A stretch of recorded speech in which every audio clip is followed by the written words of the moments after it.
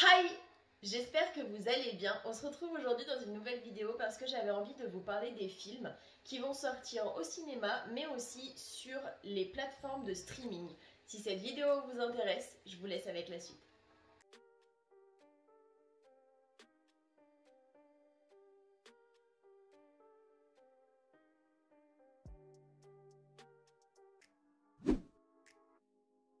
Le premier film qui doit sortir au cinéma le 5 avril, il s'agit des Trois Mousquetaires d'Artagnan. D'après ce que j'ai vu, ça sera une saga où il y aura d'autres films dans l'année. J'ai vu qu'il y en avait un deuxième dans l'année, vers fin d'année je crois. Mais en gros, ça va raconter l'histoire suivante. Du Louvre au palais de Buckingham, des bas-fonds de Paris au siège de La Rochelle, dans un royaume divisé par les guerres de religion et menacé d'invasion par l'Angleterre, une poignée d'hommes et de femmes vont croiser leur épée et lier leur destin à celui de la France. Toujours le 5 avril, il y a Super Mario Bros, qui va être un film d'animation américano-japonais, qui va raconter l'histoire d'un plombier nommé Mario qui parcourt un labyrinthe souterrain avec son frère Luigi, essayant de sauver une princesse capturée. Bien évidemment, je suppose qu'il va y avoir des liens avec le jeu vidéo. Après, je ne sais pas précisément. De toute façon, c'est à peu près toujours la même histoire. Mario, faut pas rêver. Il essaie de sauver la princesse et du grand méchant loup, et puis voilà. Après, il a l'air plutôt pas mal. J'avoue que faire un film d'animation, ça peut être sympa par rapport au jeu en tout cas. Si c'est bien fait, bien évidemment. Le 12 avril, il y a Donjons et Dragons, l'honneur des voleurs. Avec, je dois l'avouer, un assez beau casting au niveau des acteurs, qui raconte l'histoire suivante. Un voleur beau gosse, une bande d'aventuriers improbables, entreprenant un casse épique pour récupérer une relique perdue. Les choses tournent mal lorsqu'il s'attire les foudres des mauvaises personnes. Ce film transpose sur grand écran l'univers riche et l'esprit ludique du légendaire jeu de rôle à travers une aventure hilarante et pleine d'action.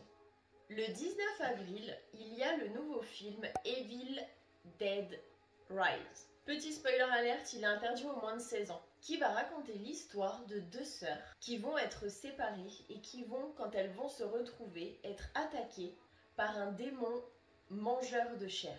Ce qui va malheureusement les contraindre à se battre pour pouvoir survivre.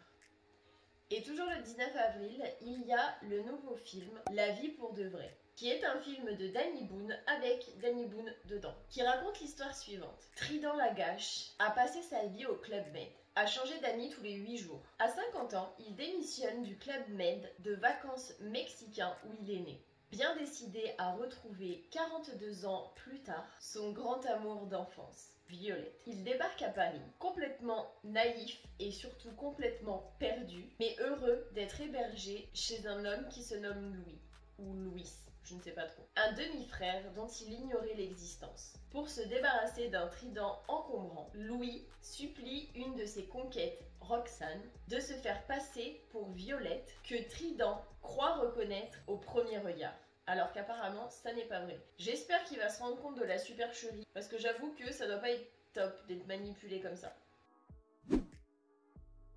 Le 5 avril, il y a le nouveau film R de Ben Affleck, avec Ben Affleck dedans, qui raconte l'histoire suivante. Sonny Vaccaro,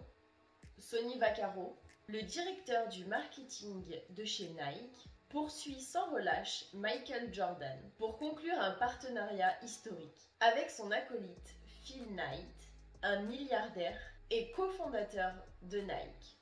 Le 7 avril, il y a Opération Fortune, ruse de guerre, qui raconte l'histoire suivante. Orson Fortune, un agent du MI6, est recruté par une agence internationale pour empêcher la commercialisation de nouvelles armes particulièrement menaçantes. Il devra faire équipe avec l'experte en haute technologie, Sarah Fidel, de la CIA, et parcourir le monde pour traquer le richissime marchand d'armes, Greg Simmons.